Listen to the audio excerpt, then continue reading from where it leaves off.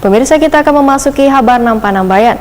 DPRD Banjarmasin menerima rancangan peraturan daerah laporan pertanggungjawaban pelaksanaan APBD tahun 2021 yang sebelumnya sudah dibahas melalui Panitia Anggaran Dewan bersama tim Panitia Anggaran Pemerintah Kota Banjarmasin akhirnya mendapat persetujuan seberatan fraksi dalam rapat paripurna tingkat 2 DPRD Banjarmasin jelang tengah hari Rabu 6 Juli 2022. DPRD Banjarmasin menerima rancangan peraturan daerah laporan pertanggungjawaban pelaksanaan APBD tahun 2021. Raperda pertanggungjawaban pelaksanaan APBD tahun 2021 yang sebelumnya dibahas melalui Panitia Anggaran Dewan bersama tim Panitia Anggaran Pemerintah Kota Banjarmasin ini pun akhirnya mendapat persetujuan seberatan fraksi dalam rapat paripurna tingkat 2 DPRD Banjarmasin jelang tengah hari Rabu 6 Juli 2022. Raperda tersebut ditandatangani PLH Ketua DPRD Banjarmasin Matnor Ali FSE, Wan Wakil Ketua DPRD Banjarmasin Tugiatno Esos, serta Wakil Wali Kota Banjarmasin Arifin Nur dengan disaksikan anggota Dewan serta sejumlah Kepala SKPD di lingkup pemerintah Kota Banjarmasin.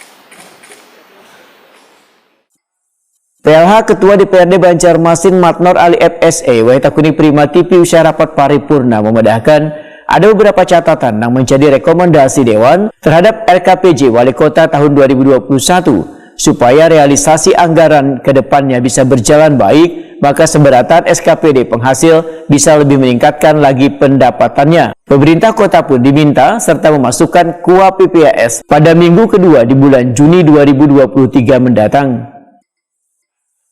Supaya minta SKPD penghasil itu supaya lebih ditingkatkan lagi. Saya ulas lagi tadi bahwa semangat SKPD harus di 2023 itu harus bisa mengembalikan KKD kita bisa tinggi kembali ya. Artinya kalau KKD kita tinggi itu kan bisa untuk dibelanjakan untuk bisa mengakomodir dengan belanja daerah ya. Nah, cuman kalau perbandingan dengan tahun sebelumnya ini silpa kita 351 ya. Nah, sekarang sudah menjadi turun ya. Silpa kita menjadi 198. Artinya serapan anggaran cukup bagus ya. Bagus. Nah, ini akan kami tekan lagi supaya silpa nggak terlalu besar. Tujuannya silpa itu kalau memang tidak bisa difungsikan akibat kegiatan tidak dilaksanakan bisa digunakan kepada yang lain. Kalau silpanya akibat efisiensi tidak ada masalah ya, saya rasa tidak ada masalah. Ini saya rasa mungkin kami di dalam rapat badan anggaran pada KUA PPAS saya sudah menyurati kepala daerah bahwa ketentuan untuk memasukkan KUA PPAS itu minggu kedua di bulan Juli. Saya sudah suratin kepala daerah supaya paling lambat itu minggu kedua di bulan Juli KUA PPAS sudah masuk ke Dewan.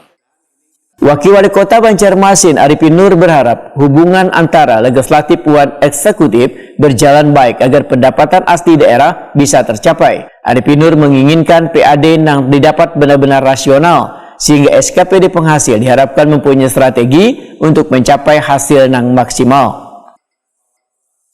Tadi dengan setujuannya bahwa diterima, memang kita ada beberapa catatan bahwa pertama tadi adalah harus ada selalu hubungan yang baik antara legislatif dan para SKPD, terutama untuk rasionalisasi pendapatan. Nah, kita ingin juga nanti pendapatannya betul-betul rasional sehingga bagi SKPD penghasil tentu ada strategi bagaimana kita jangan sampai nanti menjadi selalu rendah karena dianggap kita masih sedang. Nah, kita ingin supaya potensi kita tinggi.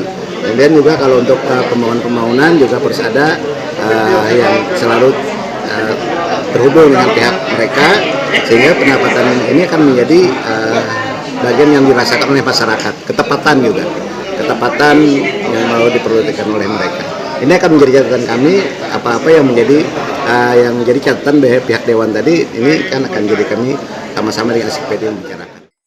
Arifin Nur menambahkan, momentum disahkannya laporan pertanggungjawaban pelaksanaan APBD tahun 2021 adalah bukti kebersamaan antara pemerintah Kota Banjarmasin dan DPRD Banjarmasin untuk bisa memajukan Kota Seribu Sungai ini menjadi lebih profesional agar setiap keluhan warga dapat dilakukan perbaikan serta melakukan pemeliharaan sungai supaya kedepannya tidak ada lagi banjir di Banjarmasin.